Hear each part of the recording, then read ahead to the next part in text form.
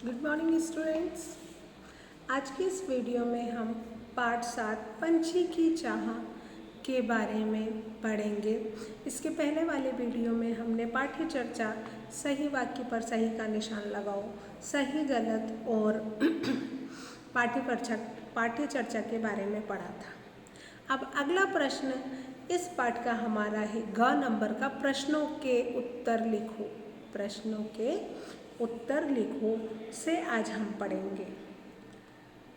इसमें आपको प्रश्नों के उत्तर जिस प्रकार से मैंने आपको भेजा है उस प्रकार से लिखना है ना। इसमें ये बताया गया है कि आपको प्रश्नों के उत्तर छोटे लिखने हैं, बड़े लिखने हैं। सिर्फ आपको प्रश्न को पढ़ना है और प्रश्न पढ़ने के बाद उसका उत्तर जैसा मैंने आपको उत्तर भेजा है आपको वैसा ही उत्तर उसमें पढ़ लिखना है। तो इस प्रश्न नंबर का पहला प्रश्न है हमारा, पंडित जी ने स्वप्न में क्या देखा। पंडित जी ने स्वप्न में क्या देखा। तो उत्तर क्या होगा बेटा हमारा?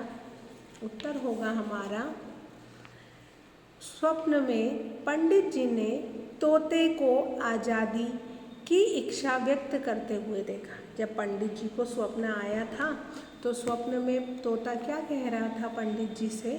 तोता कह रहा था कि पंडित जी मैं भी खुले आसमान में उड़ना चाहता हूँ। मैं भी एक हर स्वतंत्र पंछी की तरह मैं भी एक स्वतंत्र जीवन जीना चाहता हूँ। मैं पिंजरे में कैद रहना नहीं चाहता हूँ।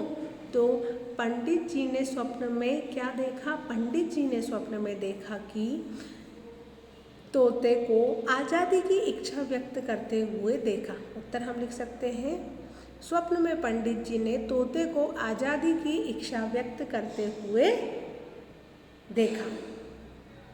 अगला प्रश्न है हमारा इसका, पक्षियों को पकड़ने के पीछे व्यक्ति की क्या मजबूरी थी। जो पक्षी थे उन्हें पकड़ने के पीछे व्यक्ति की क्या मजबूरी थी।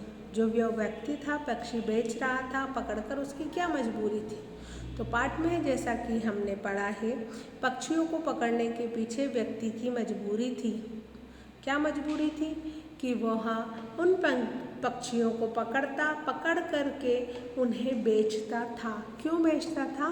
क्योंकि वह उन्हें बेचकर अपने घर और परिवार का पालन पोषण करता था, अपना घर चलाता था। तो उत्तर क्या होगा बेटा? पक्षियों को पकड़ने के पीछे व्यक्ति की क्या मजबूरी थी? उत्तर है हमारा, पक्षी बेचकर होने वाली कमाई से ही उसके परिवार का गुजारा होता था। जो वो पक्षी पकड़ता था फिर पक्षी को पकड़कर बेचकर होने वाली कमाई से ही उनके परिवार का गुजारा होता था। यही उसकी मजबूरी थी। और यही क्या थी? यही उसकी मजबूरी थी। अगला प्रश्न है हमारा, पंडित जी ने तोते को क्यों उड़ा दिया। अगला प्रश्न क्या था हमारा? पंडित जी ने तोते को क्यों उड़ा दिया था? क्योंकि तोता आज़ाद होना चाहता था। क्यों उड़ा दिया था? पंडित जी ने तोते को इसलिए उड़ाया था कि तोता आज़ाद होना चाहता था। तो हम ऐसा भी लिख सकते हैं, पंडित जी ने तोते को इसलिए उड़ा दिया था क्योंकि तोता आज़ाद होना चाहता था। हम या ये भी लिख सकते हैं, तोता आज़ाद होना चाहता था इसलिए पंडित जी ने तोते को उड़ा दिया था। तो ये प्रश्न नंबर का था हमारा। प्रश्न नंबर का सबसे पहला प्रश्न क्या था? पंडित जी ने स्वप्न में क्या देखा।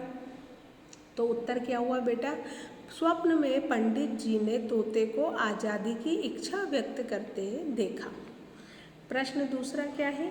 पक्षियों को पकड़ने के पीछे व्यक्ति की क्या मजबूरी थी। तो उत्तर क्या होगा?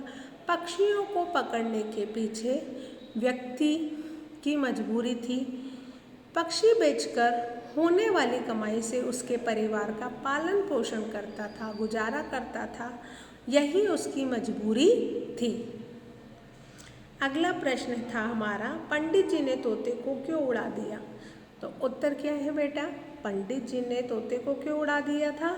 क्योंकि तोता आज़ाद होना चाहता था इसलिए पंडित जी ने उसे उड़ा दिया था। ये हमारा प्रश्न के उत्तर थे। अब इसके बाद हमारी बारी आती है मूल्यों पर आधारित प्रश्नों के उत्तर लिखो। तो इसको करना नहीं है, लिखना नहीं है, सिर्फ समझना है, क्योंकि हमारा खुद का मूल्यांकन हमें करना याद होना चाहिए।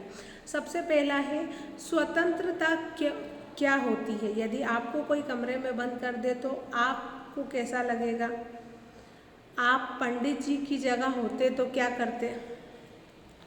तो स्वतंत्रता क्या होती है बेटा? यदि स्वतंत्रता का अर्थ है आज़ादी, सभी बंधनों से मुक्त होना ही स्वतंत्रता है। क्या है? सभी बंधनों से मुक्त होना ही स्वतंत्रता है। कहीं भी आने जाने और कुछ भी करने को आज़ादी हम सभी को अच्छी लगती है। जैसे हम हैं, हमारे मम्मी पापा हमको नहीं, जैसे आप लोग, आपके मम्मी पापा आपको नहीं रोकेंगे टोकेंगे, कुछ भी नहीं करेंगे, तो आपको स्वतंत्रता अच्छी लगेगी। आने जाने के लिए कोई मना नहीं, कुछ भी काम करने के लिए कोई मना नहीं था, है ना? तो सबको आज़ादी प्रिय होती है। यदि कोई हमें कमरे में बंद कर दे तो हमें अच्छा नहीं लगेगा, हमारा स्वभाव चिड़चिड़ा हो जाएगा, हम सदा गुस्से में रहेंगे, हमारा विकास रुक जाएगा। अगर हमको, आप लोगों को कोई कमरे में बंद कर दे तो क्या होगा? आप चिड़चिड़े हो जाओगे, गुस्सा करोगे, आपका विकास नहीं होगा, आप बीमार रहने लगोगे, है ना? तो मूल्यों पर आधारित ये 2 प्रश्न थे हमारे। तीसरा एक और है, आप पंडित जी की जगह होते तो क्या करते? तो यदि मैं पंडित जी की जगह होता तो मैं भी पंडित जी की तरह पंछी का पिंजरा खोलकर उसे खुले आकाश में उड़ने के लिए आज़ाद कर देता। अगर आप होते तो क्या आप भी ऐसा करते? ये आपको सोचना है, ये आपको मौखिक करना है। मतलब आपसे अगर कोई ऐसा प्रश्न करे तो आपको उसका उत्तर देना याद होना चाहिए, ठीक है? अब पाठ्य चर्चा का ये हमारा अगला प्रश्न है भाषा सरिता का। ज और जा और फ और फा के 2 शब्द लिखो। जा और जा के नीचे जो बिंदी लगी रहती है उसे हम नुक्ता कहते हैं, और फा के 2 शब्द होते हैं जिसके नीचे बिंदी लगी रहती है। जैसे जोकर, जा, जोकर में कोई बिंदी नहीं आएगी, जोकर। जोड़ी, फल, फसल, इसके नीचे कोई बिंदी नहीं आएगी। लेकिन मज़ा, मज़ा बोला जाएगा तो उसके नीचे नुक्ता आएगा। ज़रूर, है ना? ये उर्दू वर्ड है ना, इसलिए, ठीक है ना? जो उर्दू वर्ड होते हैं ना उसमें नुक्ता नीचे लगता ही है। फर्ज, है ना? कॉफ़ी। तो ये क्या है? कुछ शब्द ऐसे हैं जो दूसरी भाषा से आ जाते हैं हिंदी में, तो उन्हें हिंदी में लिखने के लिए कुछ चिन्हों का उपयोग किया जाता है। तो यहाँ पर जा और फा में ये अंतर है कि जो जा में लिखा है और जो जा के नीचे लगी हुई है वो बिंदी है, वो दूसरी भाषा से आए हुए शब्द हैं जिन्हें हिंदी में शामिल कर लिया गया है। अगला प्रश्न है आपका, लिंग बदलो। लिंग बदलो मतलब आपको लिंग किसे कहते हैं? जिससे हमें स्त्री या पुरुष होने का पता चले उसे हम लिंग कहते हैं। अब यहाँ पर आपको कुछ शब्द दिए हैं जिनके लिंग हमको बदलना है। जैसे पंडित तो पंडिताइन, बच्चा, बच्ची, बच्चा क्या है हमारा? पुल्लिंग है, तो बच्ची क्या हो गया? स्त्रीलिंग हो गया। बालक, बालक क्या है? बालक पुल्लिंग है, तो बालिका क्या हो गया? बालिका स्त्रीलिंग हो गया। मौसा, मौसा क्या है बेटा? मौसा हमारा पुल्लिंग है, तो मौसी क्या हुआ हमारा? मौसी हमारा स्त्रीलिंग हो गया। इस प्रकार से गाय हमारा पुल्लिंग है तो बैल हमारा स्त्रीलिंग हो गया। चीटा हमारा पुल्लिंग है तो चीटी हमारा स्त्रीलिंग हो गया। बकरी हमारा स्त्रीलिंग है तो बकरा हमारा पुल्लिंग हो गया। शेर पुल्लिंग है तो शेरनी स्त्रीलिंग हो गई।